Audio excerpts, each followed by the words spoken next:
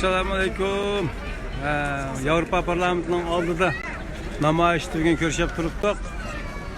Qandayroq bugun namoyish qandayroq o'tdi? Qanday yurak so'zlar bor butun dunyodagi insonlarga, vatandoshlarga, dunyoning har qaysidagi qarindoshlarimizga salomlarimizni yollayman. Bugün dünyadaki Avrupa Parlamentining oldidagi namoyishga keldik. Nurg'un birodarlar keldi. Kelganlardan hammasidan Allah razı olsun deymiz.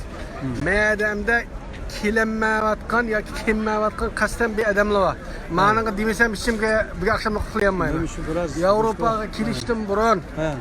Kelganda yangi kelgan vaqtlaringizda bergan va'dalaringizni vatanda anda zulm bo'lib ketdi, manda zulm bo'lib ketdi, a bo'lib ketdi, ma bo'lib ketdi deb yanchlik kartalar pasportlargacha zati qilmagan Uyg'urlarimizga evvel Allah'dan korkarsın. İkinciden, neçe milyon insanlarınki yetip adamlarınki içimiz ağrısın. Eğer kalbimizde zerreçilik, imandan gap açmay turib, vicdan bo'lib qolsa, Uyg'ur qanimiz bo'lib qolsa, unda qilmanglar. Bugun kimligini ko'maslik sasimi millat.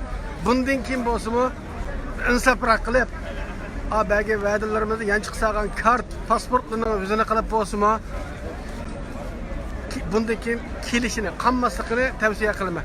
Sizning kelgan mashinangiz qo'ygan 50 koy, 100 koy ya aeroplanga kelgan 500 dollaringiz bilan yomon cho'ng masala hal bo'lmasa-mu, ishingiz rahatlab qoladi.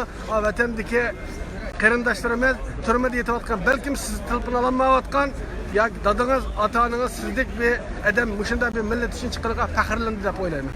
Shuning orqada qarindoshlarimizniki davomli bundan keyin qanmay kelishini tavsiya qilaman. Ko'pchilik rahmat. Sizga rahmat.